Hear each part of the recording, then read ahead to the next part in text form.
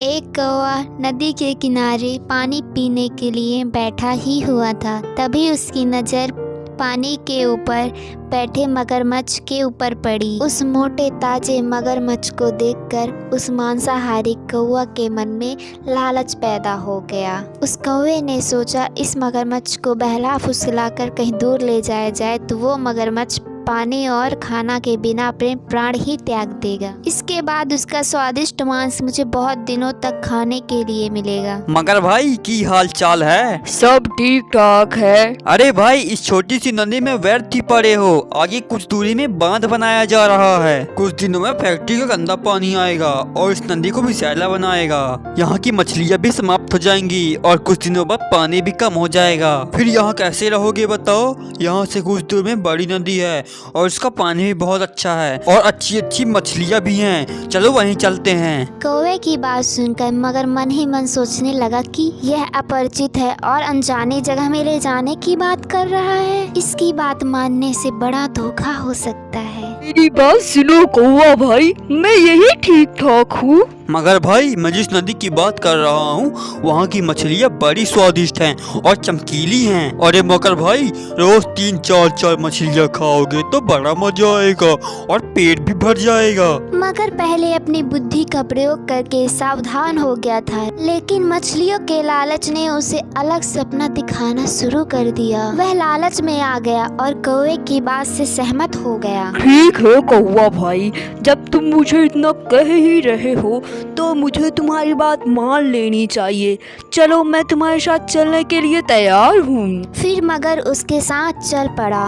मगर नीचे चल रहा था और कौवा उड़ उड़ के चल रहा था। रास्ते में चलते चलते मगर काफी थक गया था, लेकिन उसने हिम्मत नहीं हारी।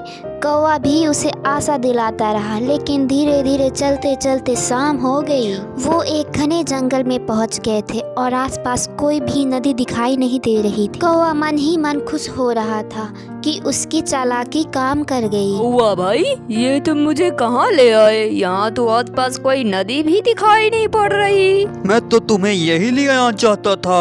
अब तुम्हें यहाँ से लौटना बड़ा मुश्किल पड़ जाएगा। तुम्हें तो सही रास्ते का भी पता नहीं है। अब बचकर कहाँ जाओगे बेटा? मैंने कभी मगर का मांस नहीं खाया है। मैंने लालच में आकर तुम्हारी बात मान ली और धोखा खाया। तुमने मेरे साथ बहुत बुरा किया। अब मैं कहाँ जाऊँ? मगर चारों तरफ देखने लगा। उसे घना जंगल के सिवा कुछ नहीं दिख रहा था। मगर को जंगल का रास्ता भूल भुलैया की तरह दिख रहा था। इसी बीच एक इंसान बैलगाड़ी लेकर आ रहा था। सुनो भाई, एक कौवे ने मुझे जंगल में फंसा दिया है। उसने मुझे धोखा दिया है। मुझे नदी तक पहुंचा दो, मैं तुम्हारा बहुत एहसान मानूंगा। वो मगर भी अपरिचित था, लेकिन दया की वशीभूत में उसने उसकी मदद करने के लिए ठान ली। उसने मगर को अपने बैलगाड़ी पर बैठा दिया और जंगल की ओर निकल पड़ा। रास्ते पे मगर ने उसे कौवे के धोखे के बारे में भी बताया। अपने निजी स्वार्थ के लिए कभी भी किसी को धोखा नहीं देना चाहिए। बहुत देर तक चलने के बाद वो लोग एक नदी के किनारे पहुंच गए। मगर ने इंसान से निवेदन किया कि अंदर नदी में कुछ दूर तक अपनी बैलगाड़ी को ले जाए ताकि उसे उतरने में आसानी हो जाए। उस आदमी ने मगर की बात भी मान ली और जब बैलगाड़ी नदी में उतरा तो उस मगर ने बैल का एक पैर भी पकड़ लिया। मगर भाई, क्या कर रहे हो? मैंने तुम्हारी मदद की और तुम्हें जंगल के खतरे से भी बचाया और तुम मेरे बैल का पैर पकड़ रहे हो और मेरे बैल का जान भी लेना चाहते हो? देखो, मुझे बहुत भूख लगी है। उपकार की बातें तुम जानो, मुझे तो भूख लगी है। मनुष्य बहुत दुखी हो गया और आसपास देखने लगा।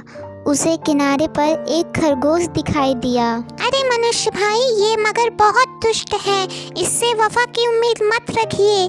दुष्टता के साथ दुष्टता ही व्यवहार रखना चाहिए, तभी दुष्ट सही रास्ते पर आते हैं। उस इंसान ने चाबुक डंडे से मगर पर वार करना भी स्टार्ट कर दिया। फिर भी मगर बैल का पैर नहीं छोड़ रहा था। अब मैं तेरे दोनों आंखें फोड़ के तुझे अंधा बनाऊंगा और तुझे जीवन भर तरसाऊंगा। अंधे बनने की कल्पना से मगर चिंतित हो गया और मगर झट से बैल का पैर छोड़ दिया। तब तक वह बहुत घायल हो चुका था और अपनी जान बचाने के लिए वह नदी के अंदर चला गया। आदमी के बैलगाड़ी का बैल सुरक्षित हो गया और वो सभी कुशलता पूर्वक नदी से बाहर की ओर निकल पड़े। इसलिए दुष्ट के ऊपर कभी भी विश्वास नहीं करना चाहिए और दुष्ट के साथ हमेशा दुष्टता ही व्यवहार करना चाहिए।